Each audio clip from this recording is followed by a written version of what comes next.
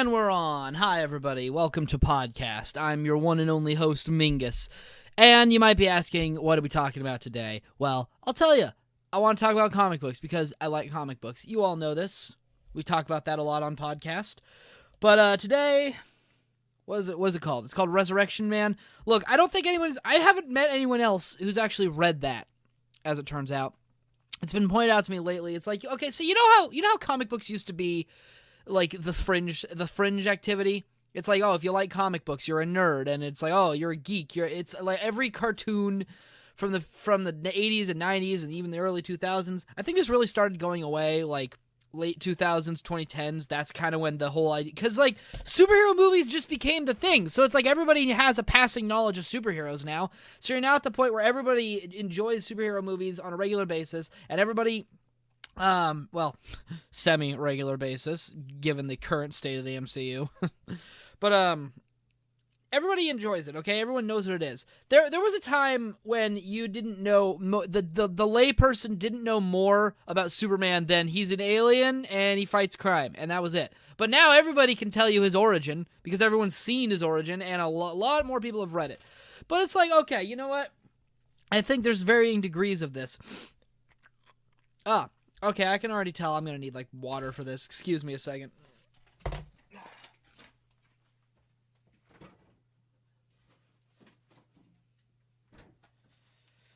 Alright, I'm back. I had to get a drink. It's not soda, it's actually a clear American Mandarin orange flavor. Delicious. Oh. That was weird. Anyways. Okay, so, here's the deal.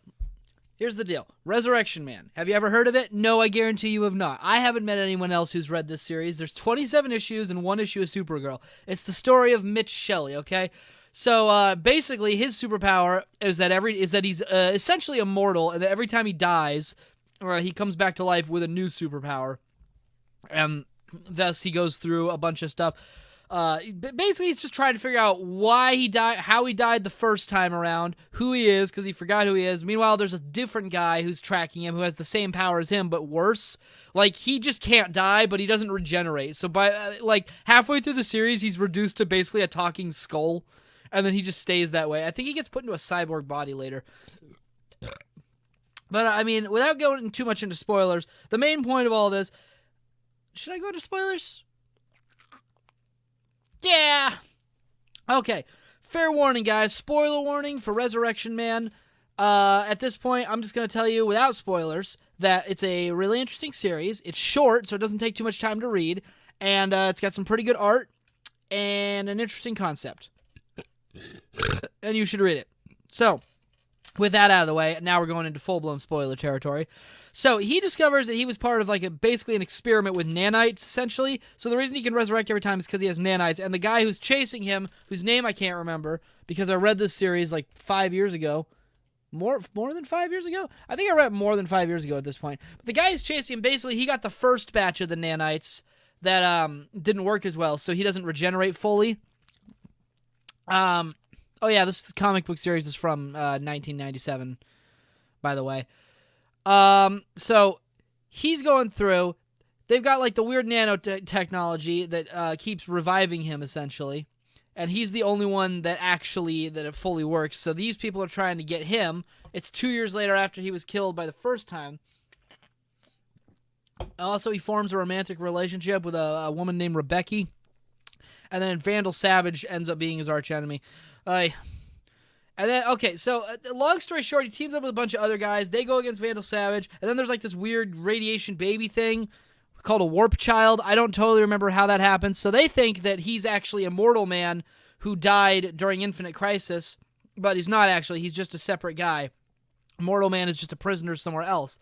So they fight the creature thing that can alter time and reality. He overloads it. And then he goes and has a relationship with her. Like they like have the romantic subplot, and then they kind of forget about it halfway through, but then they bring it back like right at the end, being like, "Oh yeah, by the way." So then that's the happy ending. Then it's revealed, of course, in DC 1,000,000 that this guy basically is literally immortal and survives into like a million years in the future. Okay, quick thing on DC 1 million. It's not a million years in the future. It's like the hypothetical year that DC comic books would take place if they'd been publishing continuously and they reached issue number 1 million. So it's like the 853rd century. Vandal Savage is still alive in that time too, but I think he dies finally. He had a plan to go back in time, but unfortunately this backfired because they knew about it in the past, so they're like, well, we can just make a countermeasure for when the day comes in the present. Where was I going with all this? I think bottom line, the point is that if you know about Resurrection Man, I think you still count as a nerd because it's kind of obscure, and I still haven't met anyone who's actually read it. You know, they're putting Batman No Man's Land into an omnibus now, which it's like, of course they are, because you have these absurdly long storylines that take up hundreds of issues, and then you have like, okay, I gotta get the trade paperbacks, but then the trade paperbacks don't collect everything, so you have to like track down the little individual issues, and then you get everything, so you can read the whole story in order, and then they're like, oh, here's an omnibus, it's got everything in it. And it's like, gosh dang it, why do they always release the collection afterwards? It would have been so much easier. Because it's like, what is that series? I've got like 8 trade paperbacks that make, there's 4 main ones, and then there's the 2 Road to No Man's Land, then of course you need the Legacy. So yeah, it's about 8, maybe 9, there might be another one in there somewhere. But it's a long storyline, it's thick, it's like, what would this be, 2 feet? 2 feet thick, I'd say. Ow. I need more liquid refreshment. Where was I going with this? I still haven't read DC 1 million. There's an omnibus, but I haven't gotten around to buying it. Because here's the thing. It's like, you know, when you're a kid, you save up money because you have an allowance. So, like, that's all you have. So it takes longer to save. When you're an adult, you have an actual job. So it's like you just have kind of like a supply of money.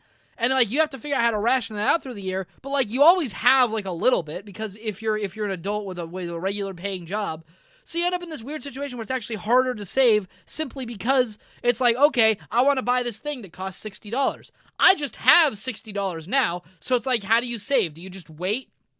Do you just arbitrarily decide, like, well, I'm going to wait 3 months and then buy it? And it's like, but you already have the money now. See, it all starts falling apart. That's the problem. That's the problem I always run into when I'm trying to think about saving. It was so much easier when I was younger and all of my money was in cash. I just kept it in a treasure box, and then it's like, the new video game is coming out. That'll cost me $45. I can afford that. But now, not so much. Now it's like, I want to buy this game. Yeah, I could just buy it now, and you end up buying more things. But then you still have to, you have to ration it out somehow. And then, of course, it's like when you're in between jobs, it just sucks. Oy. Do not get me started on the college that I go to. I'm not a fan of college. It's like, okay, here's the thing. If you're going to college, okay, not everyone should go to college, all right? I think this is the lie that we tell people, okay? It's like, if you want a job that requires college, then go to college. But there are other options. Like, college is just not the best fit for some people. Some people should go to a trade school. Some people should go to, like, a specialized thing. Like, general education college, not the way, like, if you have a career in something like education, let's say, you need an actual college degree for that. So that makes sense. But, like, other people, we tell everyone that they need to go to college. And it's like, no, not everyone should be in college. Guys, there's other options. It's like, just figure out what you want to do, and then go to what you need. Don't go to college and then try to figure it out on the way there. That's just stupid. That's how you end up in debt. You waste money because you didn't go in with a plan. Go in with a plan first, all right? Boy, that was a rant out of nowhere. Okay, real talk, though.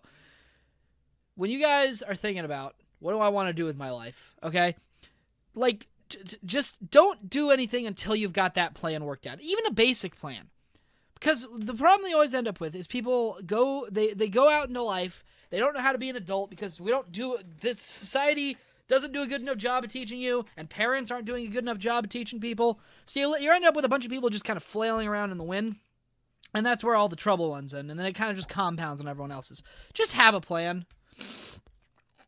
You know, think about it. Think about what do you want to do, and then do that. Oy. Now, to take a complete dogleg, Oh, dang it, I forgot where I was going with this. Hey, can you... Oh, right. Never mind. All right, up to me. Let me think. If I were a tree... Okay, yeah, I just got reminded. You guys ever heard that question?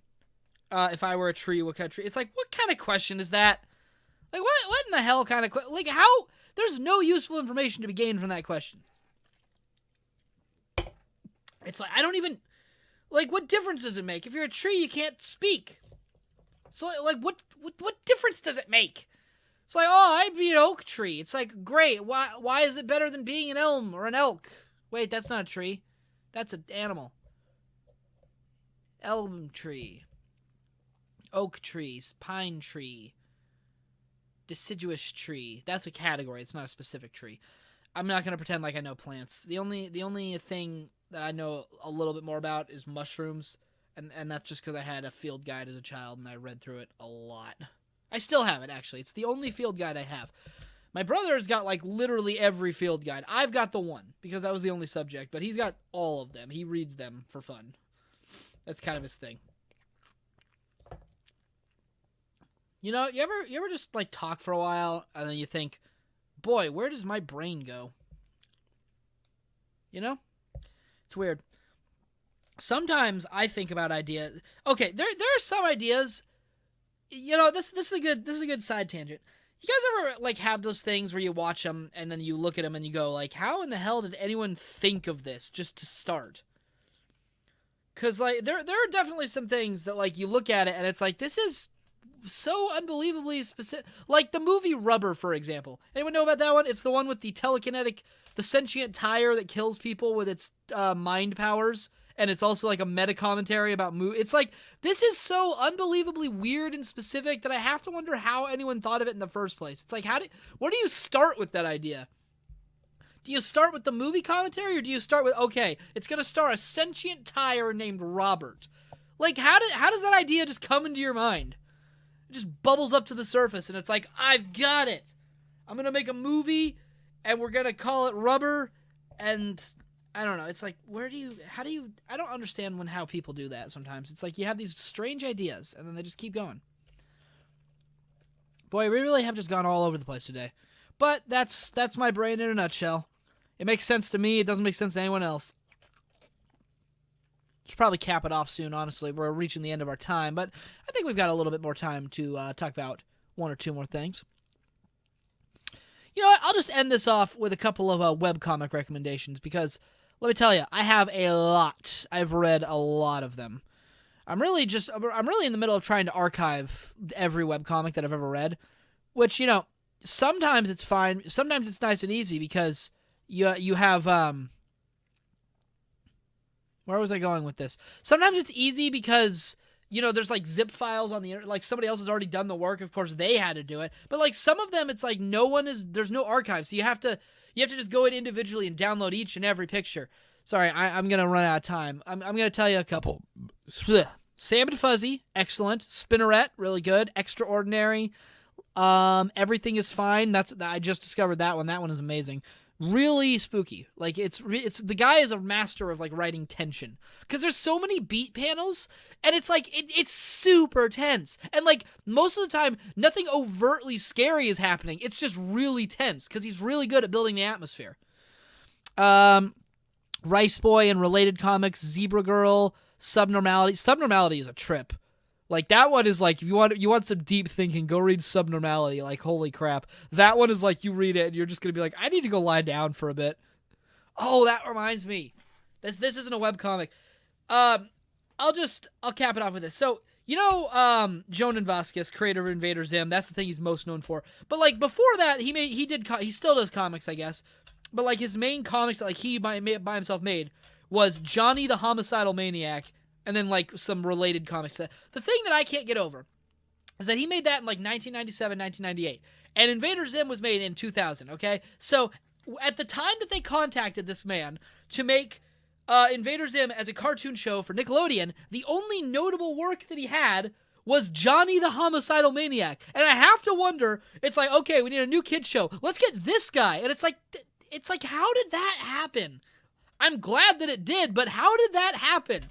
Like, that was the only thing the guy had made, was a comic about a dude who like kills tons of people in like the most gruesome fashion possible with lots of swearing and blood, and it's like, this is not a kid's thing. This is the only thing he's made. Why do you think, yes, let's give this guy the kid's show? And then they get surprised when it turns out to be a really dark, and Invader Zim is amazing, by the way. It's hilarious. But I don't know. I wonder about that. It's one of those questions that keeps me up. The other one... Oh, yeah. If I ever got the chance to ask Alex Hirsch a question, because I do have one, it's, what was Stan doing the whole time? While he was working on... Hold on. I'll be vague so as to keep the, what was Stan doing that whole time? Because, like, you can't actually do it until you have the things, but he didn't have the things, so what was he actually doing? And then, two, with Triangle Man, how does he... Did summoning him actually matter, or was he just doing his plan in the background? Because it seems like you needed to summon him, but it also seems like he was just going to do it anyways. I don't know. I always wondered about that. It's one of those questions that I have. Well, anyways, I think that should just about do it for this episode. So, join me in rocking out as we play our outro.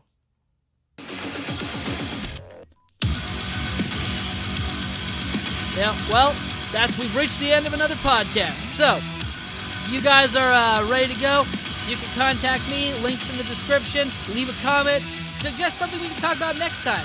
But until then, I think I'm going to have to bid you all adieu.